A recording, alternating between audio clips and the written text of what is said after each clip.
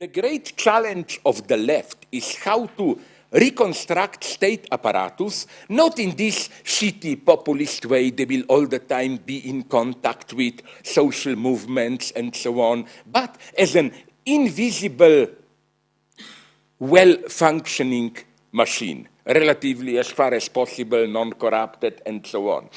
Because you know, usually people designate Stalinism as bureaucratic socialism. I think it's exactly, if we use the term bureaucracy in its noble Max Weber sense, the problem of Stalinism was precisely that it politicized the state so much that it never was ready and able to construct a neutral, well-functioning bureaucracy. It always needed, in order to thrive, purges, an emergency state, and so on and so on.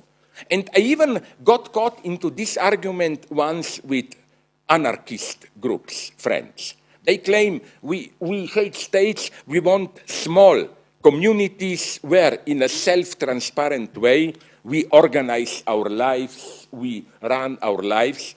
I told them on 2 counts I'm opposed to you, even on 3 counts. First, but are you aware that, I told them I love things when they really function like that, but are you aware that in order for this to function, you need a good, efficient state to organize the complex background? Like, okay, you organize distribution of electricity. Fuck you, where does electricity come from? It has to be rendered available. Education, healthcare, and so on and so on. So again, the second point, I even doubt, to provoke you a little bit, about this local democracy, this even my good friend Alain Badiou, I think, goes too much into this, that our ultimate goal should be not representative state, but living local democracy where people are immediately present, self-organizing, and so on and so on. Now I will give you a very brutal argument, but it was made once by Trotsky in a very intelligent way. Namely, to be brutal, would you really like to live in such a shitty local democracy situation? Every afternoon you have to go to some stupid meeting, how we organize the education of children, how we distribute water, how we do this, that. No, sorry, I want to live in a nicely alienated state. By nicely alienated, I mean it's invisible there, out of your control, but it delivers, it functions. Water is here. I don't want to debate every afternoon where water comes from and how. I want water to be here. I want healthcare to be here. I want energy to be here. I want ecological. I don't believe, I always think that all this bullshit about, to provoke you a little bit more, this is superstitious logic. It's pure ideology. You know, this ecological bullshit, like, did you recycle that paper? Did you throw all the newspapers aside? This is to make us feel good. And this is a genius of ideology in action.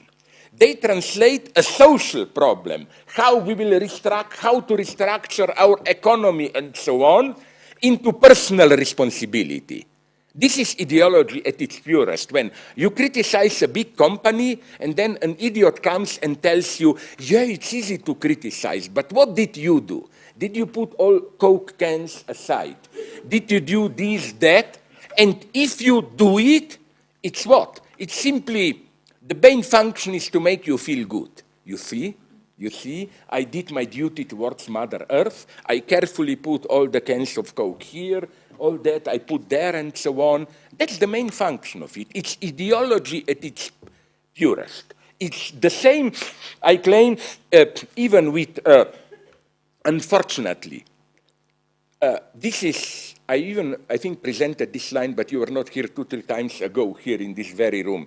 How it's the same with charity or with all of them. Look, if there is an entity which is ideology at its purest today, I'm sorry if some of you know this line, this is my favorite example, but now they're no longer playing this game, this card so strongly as they did years ago, Starbucks. I'm not a terrorist, but if I were to be a terrorist, I would say bomb Starbucks. You know why? No, it's not coffee is better or whatever. I don't care about that. But I don't know how it is now. But I remember 5, 10 years ago, whenever you enter a Starbucks restaurant, you have big posters. We are ecologically conscious. 2 cents of every cup of tea goes to some stupid Guatemala children, Somali orphans, to save this, to save that. This is the most ingenious ideological move that I can imagine. What's this operation? Usually, we are divided between being consumerists and then, oh, but we should take care that we are not just consumerists. We should also take care of Mother Earth, of society. Starbucks is offering you a wonderful solution, which is, we will include into the price of your consumerism commodity also your social duty. So pay 20 cents more for cappuccino, and you did also, at the same time as being a consumerist, you did your duty towards society, and so on and so on. So again, I claim that, again, this is the big problem today. We don't need local democracy. Of course, when it functions, it's nice. But isn't it that all the big challenges that we have today are challenges which need even more than state power? We will have to organize ourselves even at a transnational level. Look, Jean-Pierre Dupuy, the catastrophic theorist, you should get him here, incidentally. He is so intelligent. He told me that as a member of some fucking European committee, he was in Fukushima 2 days after the earthquake, tsunami, all that. And he told me that for 1 day, a little bit less, Japanese government was in a total panic because they thought that the pollution will be so strong that they will have to evacuate the entire Tokyo area, 30 million people. If this were to happen, can you imagine where will they put them? The rational solution would have been, of course, to ask Russia to give part of Eastern Siberia. If I'm brutally rational, that would have been the only solution. But how can you do it? No mechanisms to do it or what? You see, we have to confront these problems. And I'm sick and tired of this local. No, we need larger global organisms. I mean, this is what, I'm now repeating myself what I already said in my class. This is the big task of the left today. Not every idiot can do this. Ecstatic things. Oh, we all cried solidarity. 1 million people on Gaza Square, on Tahrir Square, on Syntagma Square. We were all with them crying together. Fuck you, I don't care. What I care is the morning after. When the ecstatic energy is over and things return to normal, how will ordinary people feel the difference? This is the only thing that interests me. So now, if the picture is so bleak, if we don't know what to do, you are quite right to ask, so fuck it. Why don't we call it a day and claim, okay, radical change doesn't work, let's become reasonable pragmatics. Within the mechanisms that we have, basically, we should be just, I use this term with great irony, left-wing Fukuyamaists, you know. We accept Fukuyama general diagnosis, liberal democratic capitalism is the ultimate form, and we just have to, like, give it a little bit more of a leftist spin. Like, if I may be a little bit evil, like Justin Trudeau, no, should be in Canada, should be our image, you know. The problem is, we may diverge here, but the problem is that I don't think this works. For a simple reason, and that's the only serious question today. We are confronting a series of problems. Can liberal democratic capitalism deal with them? In the long term, I don't think it can. And that's why I remain nominally, don't be afraid, not in any Stalinist sense, a communist. Because I think that the problems we are dealing today are problems of what Marx called commons. what should be our common shared inheritance, what shouldn't be left neither to the market nor to the state power. And there are a series of these commons. For example, the commons of culture in the broadest sense, the immaterial capital, cognitive capital, means of communication, and so on. It's clear that incredibly important things are happening here. That's where WikiLeaks enter. On the one hand, we know that cyberspace is an incredible opportunity for people's direct self-organization and so on. On the other hand, cyberspace offers unbelievable new forms of control and so on. For example, Assange, another of my friends, if I boast, Assange convinced me that Google is a private version of NSA. You know how they Google, even he told me, no, even he didn't, I read about this. If some of you use Kindle to read books, are you aware what happens there? Not only do they know, Amazon, which book you bought, but the Kindle machine sends all the data. How much of the book, which pages did you read? How much time did you take it? Did you read the old book? They get a complete profile on you. The same goes for medicine. So what I'm saying is that on the one hand, we get here unheard of abilities of control. On the other hand, I believe quite naively what some thinkers, like the latest one is Paul Mason's now bestseller, The End of Capitalism. But they are too naive, but their basic message is right, that so-called that the so-called intellectual property is the greatest threat to capitalism today. It simply cannot, it's more and more difficult to contain it into the form of private property. Look at how we are all, I am at least, totally corrupted. My two almost most visited websites are Kick-Ass and Pirate Bay, of course, you know. We download it, who even, I don't know how it is here, maybe in Switzerland here you are still a little bit retarded, but in all of Manhattan, you no longer get not even one DVD store, serious now. It's all disappearing. This copying of data, like what copyright? I know, for example, all my friends know it. There is, among others, in Russia, some website where they follow precisely our work, philosophy, humanities, and so on, and you get literally everything a week or two the latest after appearance, you can download it for free, and so on and so on. So something is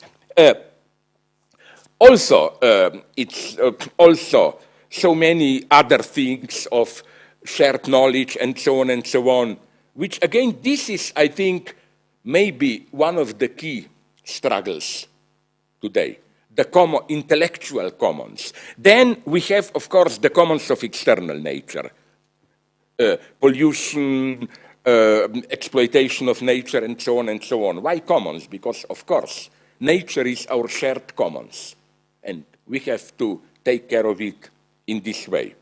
Then we have the commons of internal nature, our genetic inheritance, the topic of biogenetics. It's better maybe for you not to know what is already going on there. I'm not a paranoiac, but it's quite incredible. This, you know that the vision, and not a distant vision, it's still very primitive, but it is already happening, is the direct link between computer and our brain. So you no longer need even, you know, Stephen Hawking, till recently, he used one finger that he was ready to move a little bit to press the button. No, now you can directly communicate with the, I saw it in London, my God.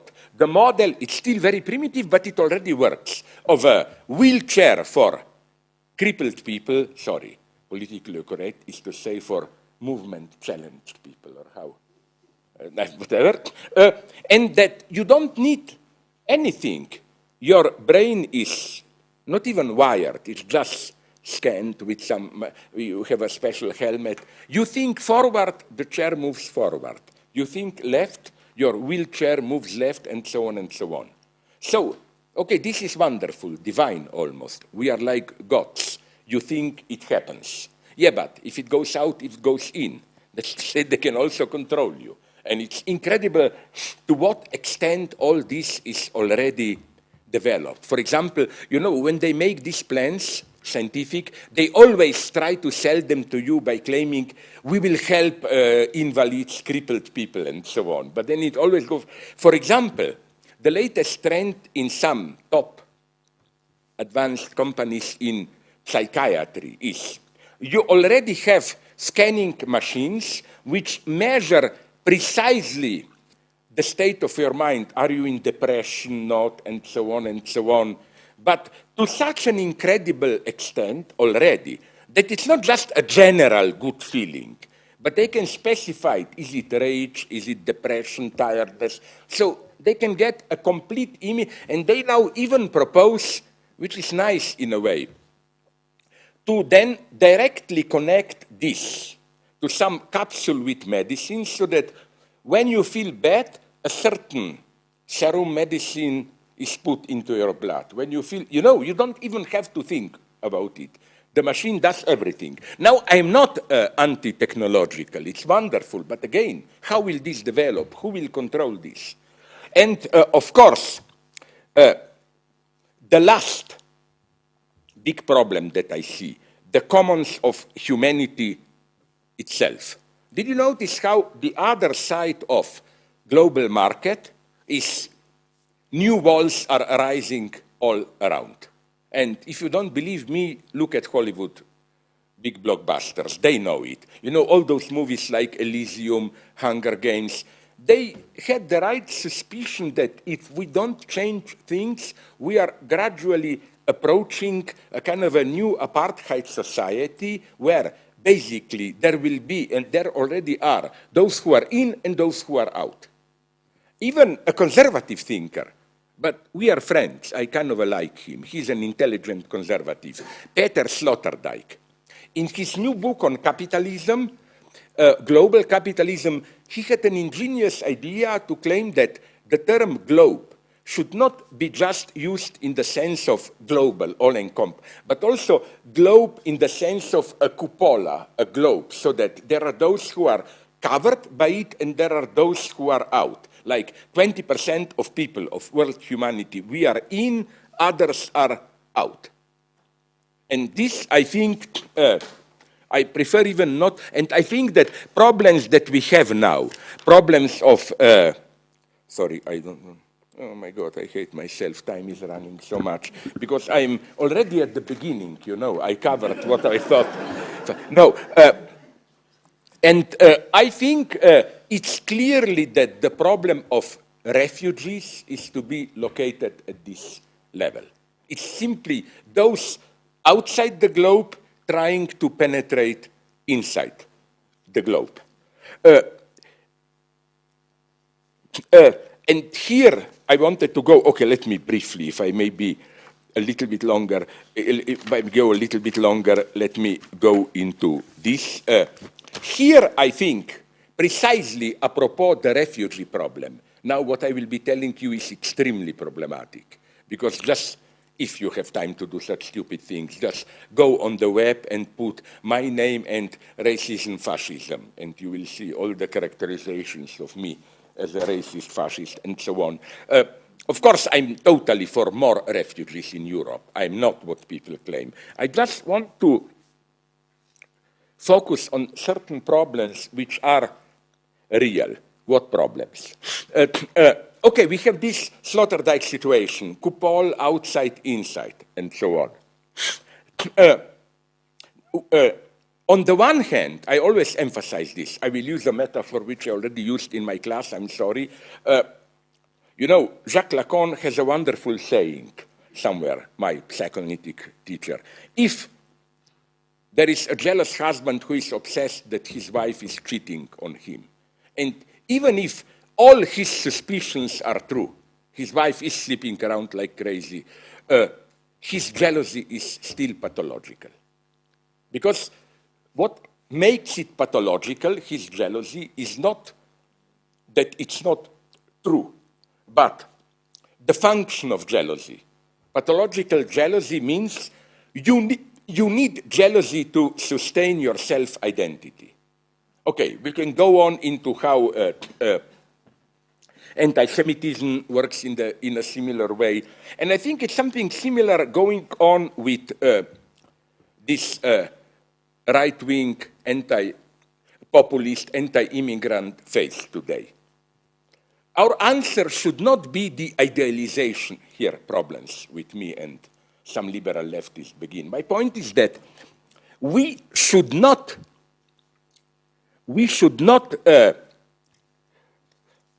claim that no, refugees are good people. Incidentally, when people try to prove this, what they do is they always quote those upper-class Syrian refugees. No, but they are educated and so on and so on.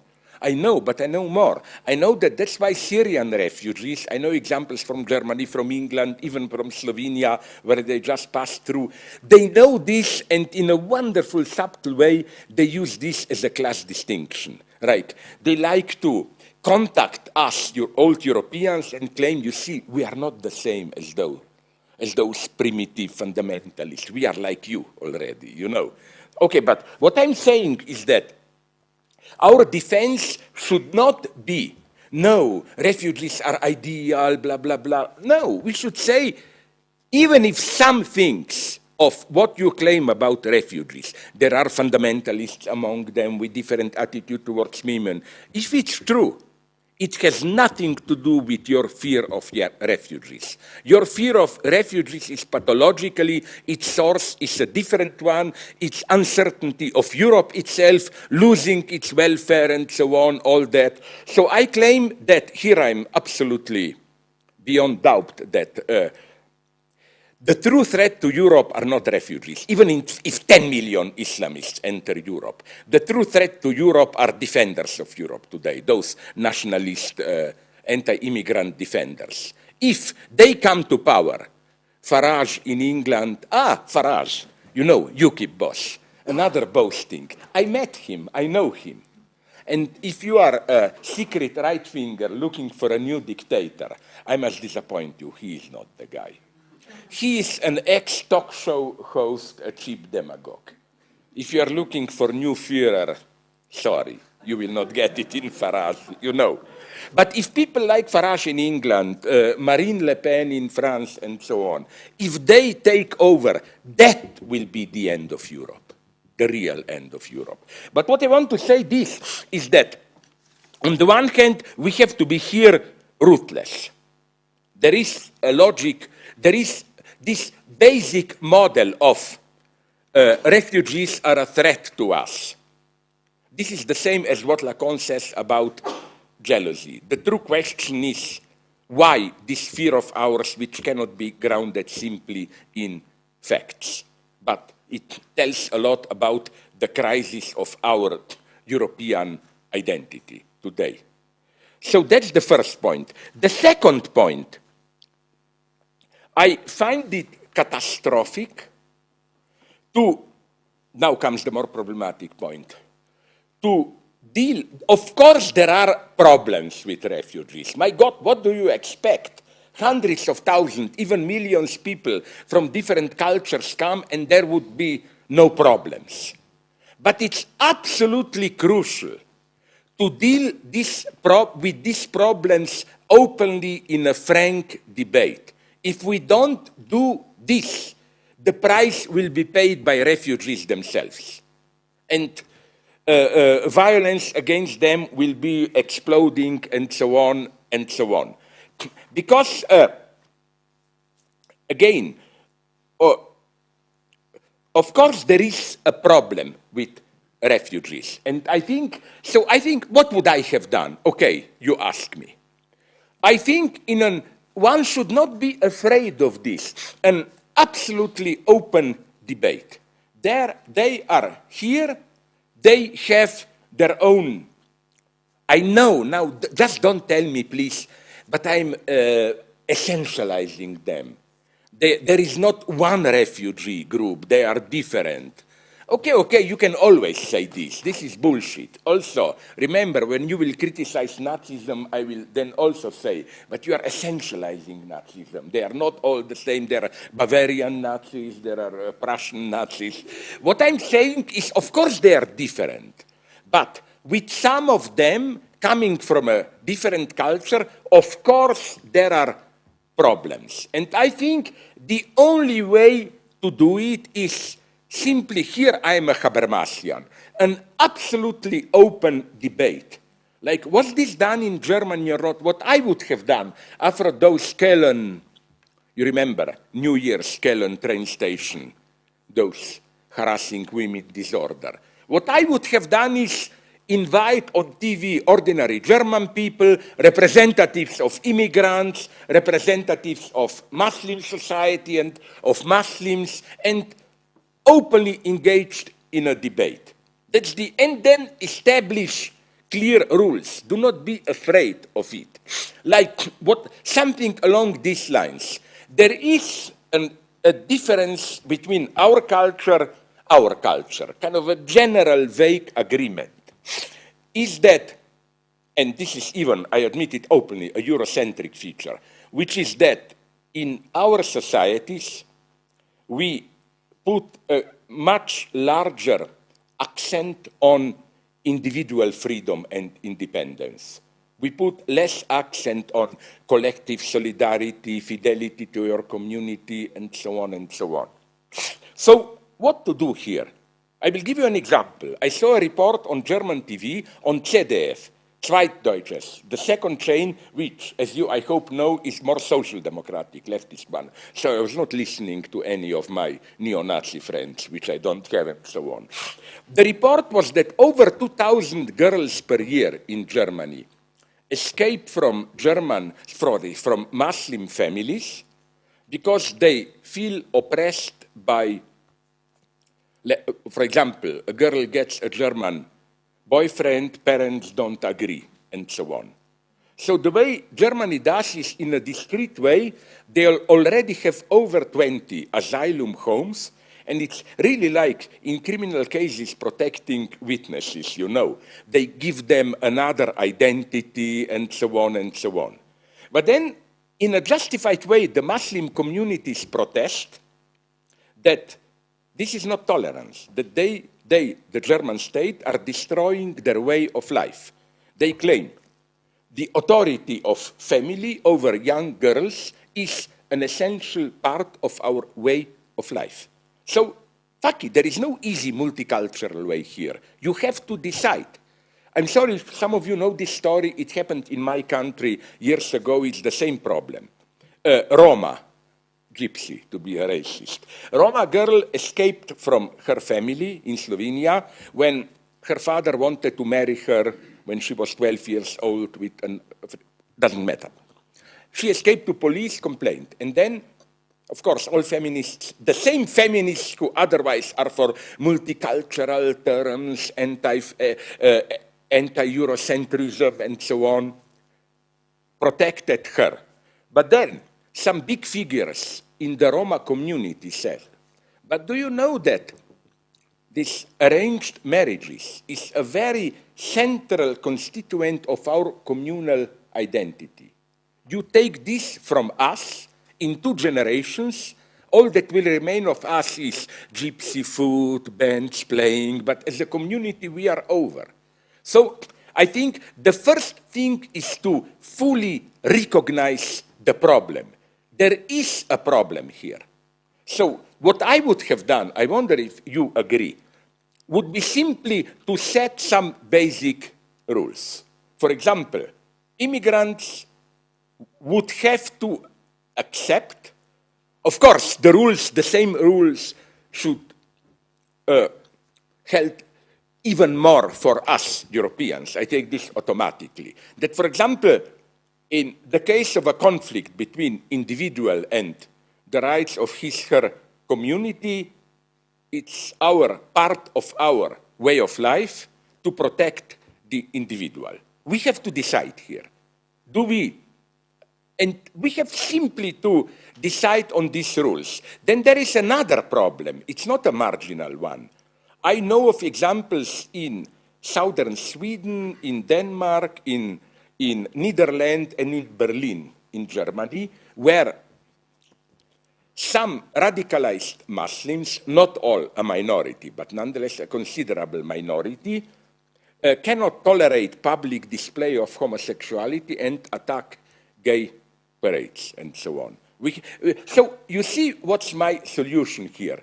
The strategy of left liberals, leftists, till now in Europe was, if we talk openly about this, it serves the enemy. Let's keep it covered. I claim it's a catastrophe. We have to risk an open debate. The other thing we have to abandon is this eternal Europe enjoys this feeling guilty. Whatever happens, we are guilty. It's a consequence of colonialism or whatever. Of course, we are terribly guilty. There would have been no refugees without economic neocolonialism of Europe, without stupid military interventions there, and so on, without occupation of Iraq, no ISIS, without the most stupid intervention in Libya, no ISIS there, no chaos in Libya. But at the same time, you know, don't patronize Muslims and all others. They are not just passive victims. They are agents with a certain vision, different visions. You know, if you just play this game, victims, my God, in this way you can justify Hitler. You can say, which is in a way true, Hitler was a reaction to the unjust peace of Versailles, where in an unfair way, and this is not, I'm not a Nazi if I say this, Communist Party in Germany was all the time saying this through the 20s and so on, that the way in Versailles peace Germany was treated was unjust. Okay, but does this mean that we don't fight Hitler? Does this mean that we say, sorry, we are responsible for it, and so on and so on? That's one line of thought. Precisely, you know, it's easy to talk about friendship among civilizations, but civilizations are something so fundamental. It means a way of life. Civilization is not theoretical premises. Civilization is how women and men treat each other, rules of politeness, rules of respect, and so on. It's terribly difficult to change this, and we have to address all these issues openly. That would be the second thing that I don't agree with typical liberal multiculturalism is this idea of communication. You know, we have to understand them. We have to open our heart to them. The moment we understand them, we will see that they are not so horrible. Of course, I agree with this at some level. But I would say, okay, I'll put it like this, repeating an old joke. If I were to choose one statement, which is, I'm ready to argue, the most stupid wisdom that I ever heard, it would have been the wisdom often proclaimed by multiculturalists. The enemy is someone to whom we were not ready to listen to. You know, like, instead of trying to understand you, I just fetishize you as the terrifying other. Now, whenever I hear this, my first reaction is, oh, that's good to know. So Hitler was our enemy because we were not ready to understand him and so on. No, fuck you. There are real enemies. And for example, the wisdom of Winston Churchill was that he was listening to Hitler from the very beginning. And he knew it immediately, that Hitler is even more dangerous than Soviet Union, than Stalin. And as a great conservative, he saw it. Sorry, I hate communism, but at this point, we have to unite with Russia against Hitler and so on. So that's my problem. Here again, I agree with my right-wing friend Peter Sloterdijk, but in totally open, authentically multicultural way. Why this superego pressure, I must understand you? Fuck you, I don't understand myself. Do you think that you understand yourself? I mean, cultures are totally confused, usually inconsistent, caught into their own myths. The first prejudice that I want to reject here, problematize, is the idea that People may be doing horrible things, but if you listen to their side of the story, you will learn to see it differently. Maybe. But my claim is that the truth, again, an old X-Files follower, the truth is out there, not in your inside. Whenever I recently read a wonderful book, I forgot the author, on Nazi ethics. The title is on purpose provocative. The woman, a lady, is interested in this simple fact. Nazis were doing horrible things. What stories were they telling to themselves to justify or to make it tolerable for them to do what they were doing? So I don't believe in inner experience. You take the worst ethnic cleansers. If you listen to them, you will always discover that they have a wonderful side to them, inner story that they tell about. It's not a problem, this. I had some friends in Serbia, Bosnian Serbs. They have wonderful poetry, national poetry, and all others in ex-Yugoslavia. But so what I'm saying is that for me, your innermost self-experience is, for me, here I am a psychoanalyst, the fundamental lie. We construct narratives ourselves, basically, to cover up, to justify, to render us blind for the horrors that we are doing in reality. So for me, it's not that the truth of what you are doing is inside you, what you meant by it. I don't care what you meant by it. What you meant by it, your inner story, is the lie you compose to cover what you are doing. This is for me the greatest legacy of three big religions of the book: Judaism, Christianity, Islam. Levinas, with whom, in contrast to you, I'm not ready to sell my mother into slavery for him. But he had one nice point where he says that this Jewish iconoclasm is not to be read, you know, don't paint God, blah, blah. It's not to be read in a Gnostic way. It doesn't mean God is so much beyond there that it's beyond representation. No. His point is, God is not there in the innermost of your experience. God is in how we treat each other here. That's why you shouldn't build images of him and so on. And in Islam you have the same. When in Quran, sorry to mention it, some of you must know this better than me, how doesn't Muhammad even say somewhere, if you believe it or not, I don't mess with that. That's your inner decision. What interests me is that you respect certain rules and so on and so on. That's the basic point of these three big books. Let's leave to, sorry if this will sound racist, I don't mean it. Let's leave to Orientals all that bullshit about, you know, your inner experience. It's a nice thing, but it doesn't prevent catastrophes. When I was the last time here, maybe you remember, 2-3 years ago, I gave a talk on Buddhism.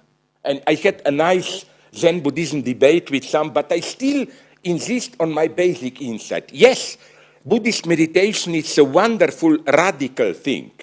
What I was claiming is only that it has no clear ethical implications. No wonder that the worst crimes, Japanese in China and so on, were fully not only tolerated, but justified by Zen Buddhism and so on. There is authentic inner experience is no guarantee for you not doing horrors outside. So what I want to conclude with is maybe some kind of a praising hypocrisy and external manners. You know how I would like to live? In what in New York they call condominiums, these big apartment blocks, no? And I like the term because when I first heard the term years ago, I thought, oh, do you get free condoms there or what? Okay, my Balkan perversion, sorry. But, and my idea is this one.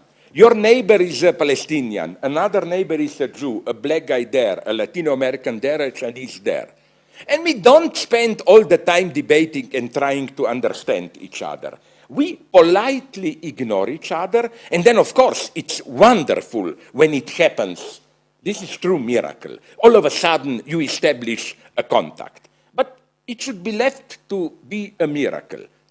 We will never understand everyone. I'm always suspicious for this universal formula, even if they are Christian, love everyone, and so on. This everyone usually always implies everyone except. Here, although I have a certain half admiration for him, I remember Khomeini. He said, when the war was still on, in spite of all death penalties, he met a Western journalist and he claimed Iranian revolution is the most human one. We didn't kill not even one human being. Then the journalist was a little bit shocked, like, but you did kill those. What was Khomeini's answer? Oh, they are simple dogs. They are not human at all. Like, whenever you speak about universal love, just ask who is excluded as not even human. So what I'm saying is that precisely in today's global universe, where different cultures are in a way that they were not prepared for, thrown together. Before this bullshit of we should love each other, know each other. No, sorry. Love for me is a very exclusive thing. Love is not I love you all. You know who said I love you all? Historical moment. I would like to show you this. Too late now. You remember when East Germany was falling apart? Erich Mielke, the hard guy, the boss of Stasi, was already attacked. Things were disintegrating in the East German parliament, and shocked he came up. This is historical. Look at it. You find it everywhere in YouTube. He said in despair, aber ich liebe euch alle, but I love you all. That's an appropriate statement for the chief of secret police. He loves you all. That's why he liquidates all those who disturb this love and so on, no? I mean, the true authentic statement is, no, I don't love you all. I'm indifferent towards almost all of you, but I still respect you. It's easy to be nice to you if I love you. And it's the same with immigrants. I hate this racist, secretly attitude, but they are nice, kind people. So what are you telling me? That if they are not nice and kind, that we can screw them, throw them out, Here I am, part of Western legacy, love your neighbor as yourself. But as all good, again, Levinas, I have problems with him, I warn you, and when people embodied in me will take power, you have to write in prison in Gulag. Long confessions, how was I seduced by Levinas. But he did say another nice thing. He said that the way, it's a wonderful thought, he was well aware, Levinas, of what Lacan is already saying, that neighbor in Jewish tradition and then Christianity is not a fellow man. It's not, oh, he's like me. No. You encounter a neighbor when? What's typical encounter of a neighbor?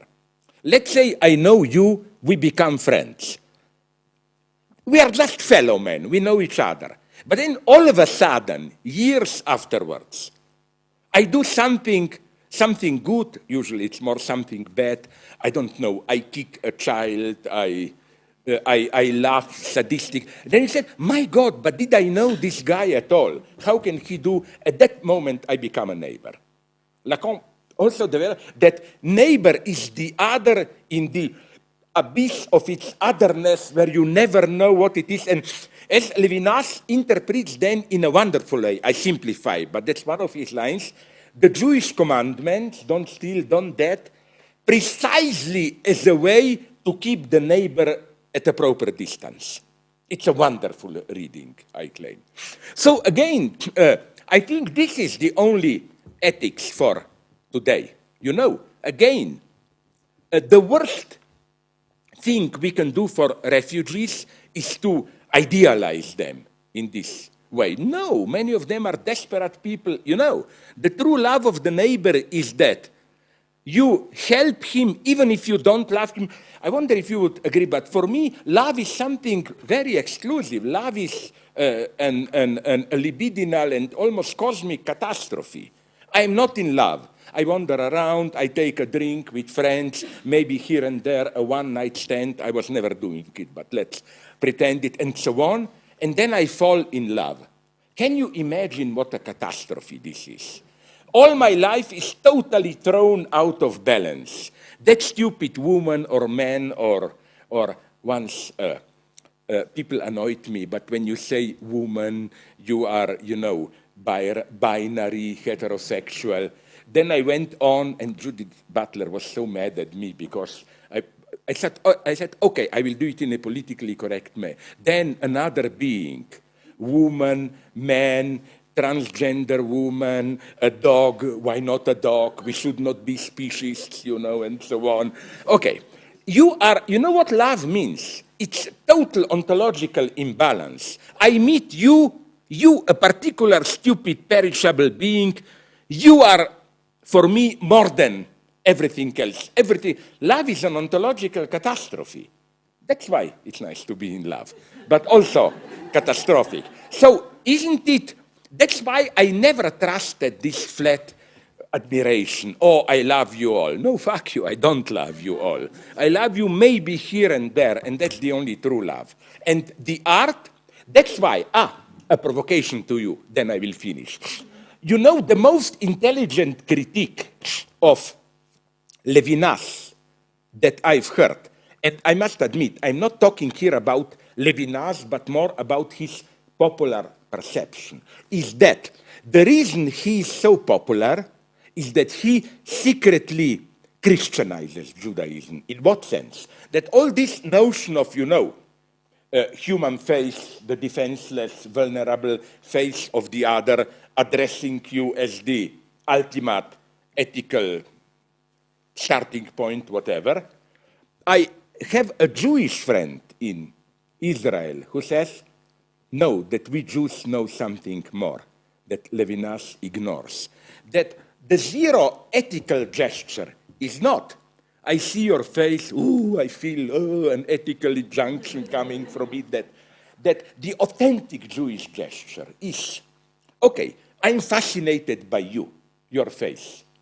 But then here comes this Jewish collective spirit. The first ethical thing to do is to look around and ask, but what do I not see when I see your face? You know, to make this step back towards others who remain in shadow so that your stupid face, not yours, although maybe, I don't exclude it, is open there. So you see this, you see how tricky I am and sophisticated.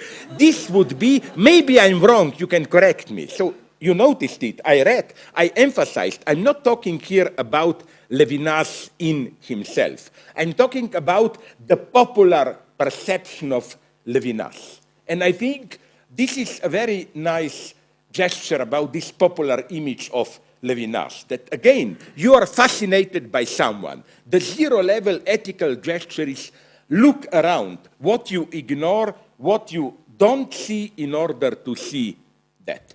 Here refugees enter and all that.